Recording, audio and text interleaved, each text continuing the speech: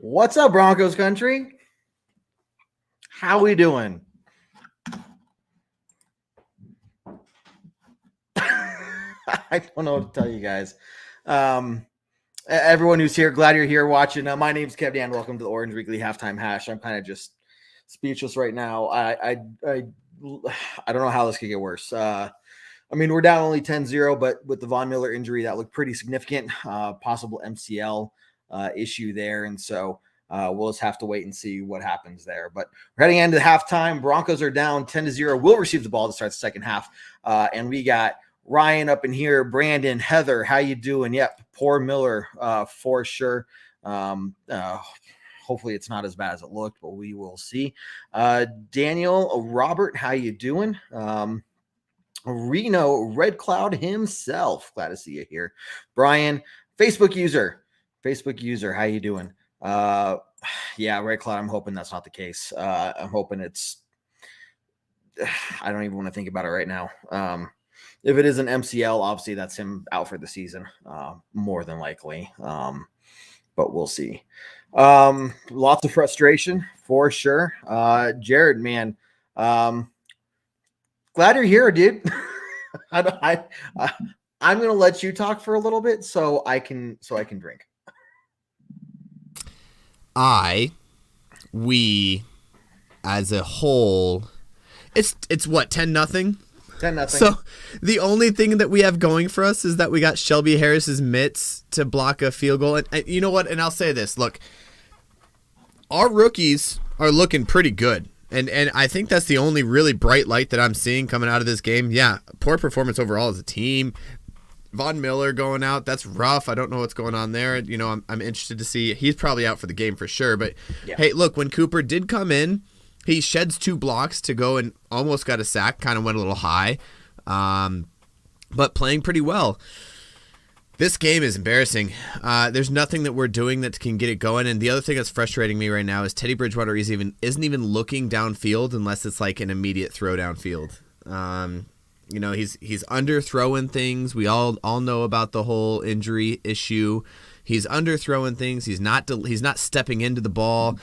There was two third and longs that he dropped off to Noah Fant at like 5 yards.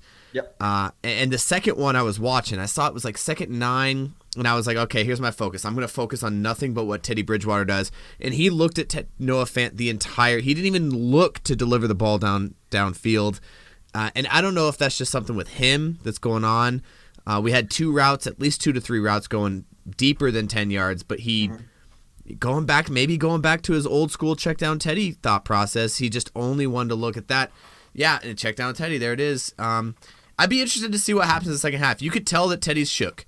Teddy's shook from the injuries. Teddy's shook from something. He's shook because he got hit 17 times last week and he doesn't trust his O-line, whatever it is. But here's the problem. Last time we put Drew Lock in the second half, he immediately threw an interception. So what's the trade-off here? I honestly, this is probably one of the first times I'm sitting here. We're only down by 2 scores in a very close 10-0 game at half. I don't have an answer. It shouldn't be this close. It shouldn't. No, well, it shouldn't be this close. I don't know how it is. I really don't. Looking at the stats here, you know, I can't say that our defense is keeping us in the game. Because you look at the run game and everything. So, I mean, first off, Case Keenum is 13 for 21, 117 yards, averaging 5.8 per attempt. Cleveland has 97 rush yards. Dearness Johnson has 9 carries for 64 of them, averaging 7.1, compared to Javonte Williams, who's only carried the ball 3 times, averaging 4.3. Our offense looks like a dead fish, man. Seriously, when I was like, how am I going to describe this offense, of the Broncos offense? It's a dead fish. And you know what showed it to me? You know what showed to me was the long throw on the outside to Cortland Sutton. We got the pass interference.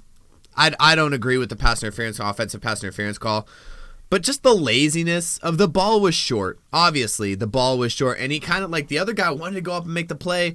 And Sutton kind of just was like, all right, cool, man. Like, I just feel like that's just the energy of the team. And I hate this. I hate this because I've been on the coach's side for so many years, and everybody calling about Fangio and Sherman. I'm like, guys, give them some time. But when last year we were having issues, we were getting into 3rd and longs because of penalties. We have now 2 penalties this entire game, and we still can't get anything going. Something's got to happen. They're not game planning right. Like I don't know. It's super unfortunate. It really is. Lots of comments here, and I want to get your take on this. Although you look frozen, so okay, you're back. So everyone who's watching, glad you're here. Really am. Hope you join us for the Monday night Orange Weekly After Dark and the Tuesday night. There you go, King. Maybe Tuesday night Bourbon Broncos, no BS, 7 p.m. Mountain Time. We're gonna dig into this whole lot more. I don't want to talk about the possibility of coaching staff changes too much, but what I do want to ask you is, do you think that this team has given up on the coaching staff themselves? Have they given up on the message that the coaching staff is trying to give to them? Where is the disconnect? Because there is zero, like I said, they look like a dead fish out there. When the offense has a total of, the offense total has 80 yards, just short of 80 yards in a full half. And an interception.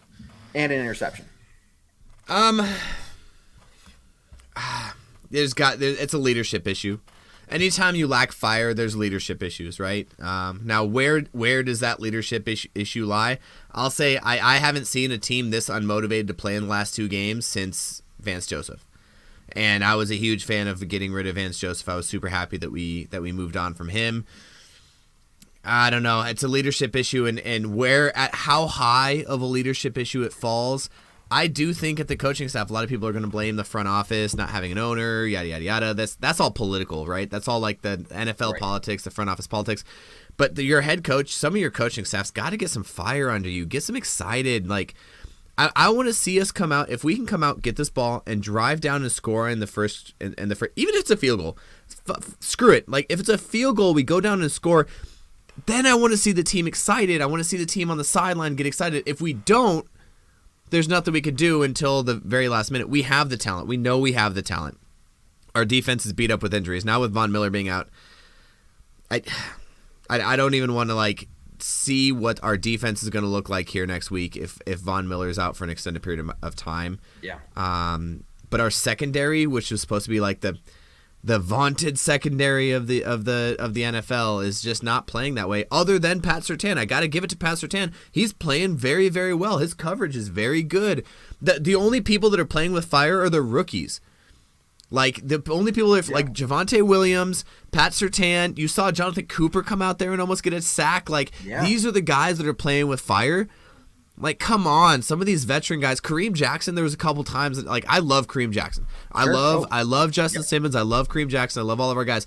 But there's some times that I see Kareem Jackson just out there looking like he's jogging through the play. He's not finishing tackles. He's not making the big hits that we're used to. Like, what is happening there? Mm-hmm. And honestly, I gotta say, I don't have an answer. And if you guys watch Ted Lasso, maybe we need to pull in somebody from the outside, some psychologists from the outside, and get in their heads to figure out what it is that they're offering or not offering, because it's getting bad. It is, and I don't want to be negative here, so that's why I brought up the whole rookie thing. I think our rookies are playing very well. I will say that. You know what? And that is a very good point, and hopefully that can bleed over to the rest of the team. I mean, sitting in this locker room right now, knowing that Von Miller's definitely at least gotten done for this game, I mean, that's got to be a huge blow.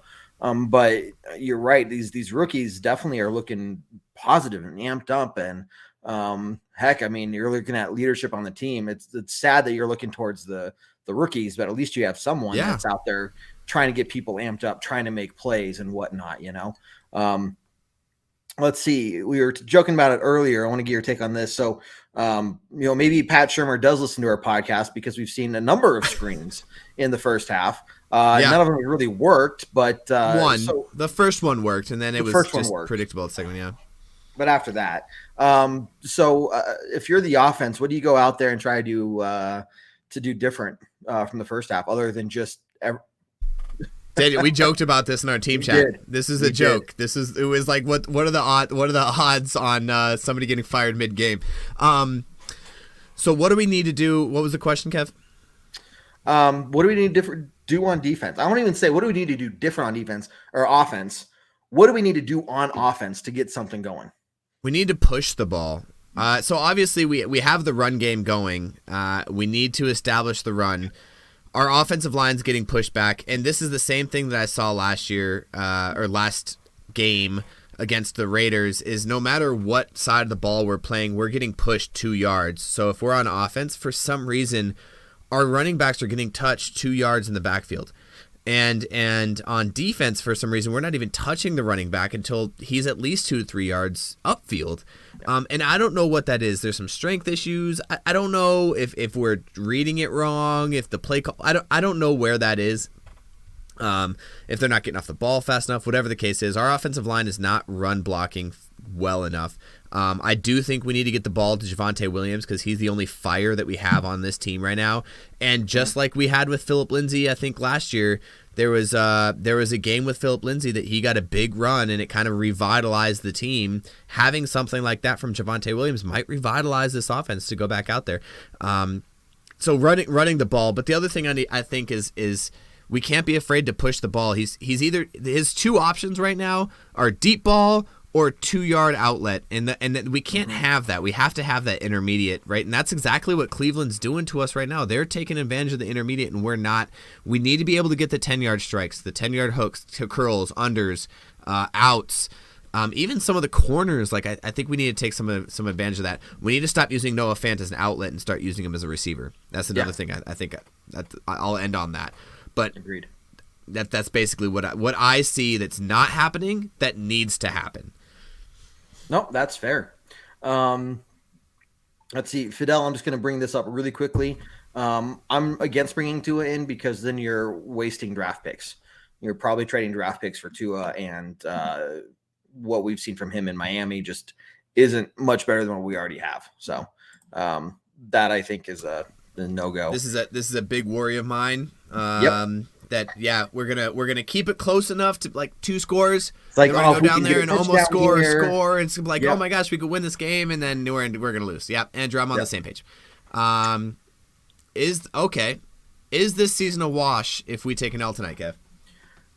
So I'm gonna pull this up really fast. I don't want to say it's a wash, but I'm having a hard time seeing where we're gonna win enough games to get into.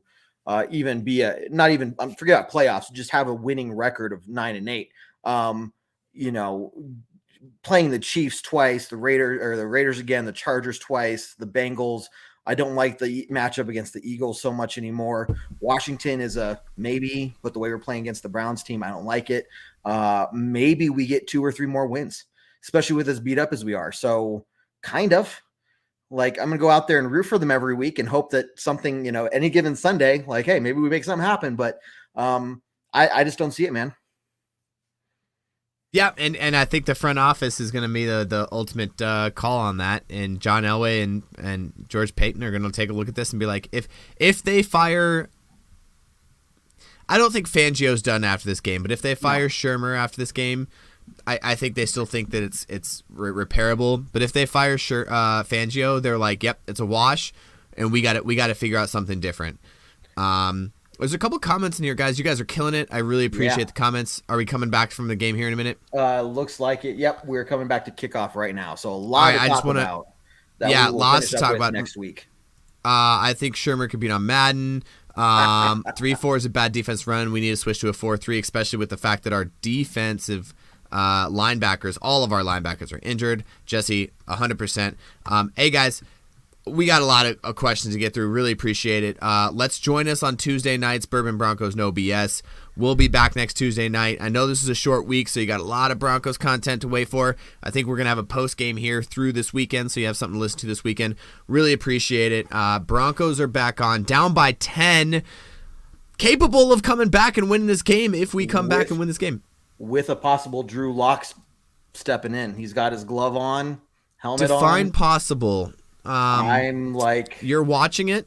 Well, we're wait for the live reaction. Right this is the thing that is all over TikTok and Instagram. Wait for the live reaction. Is Lock starting?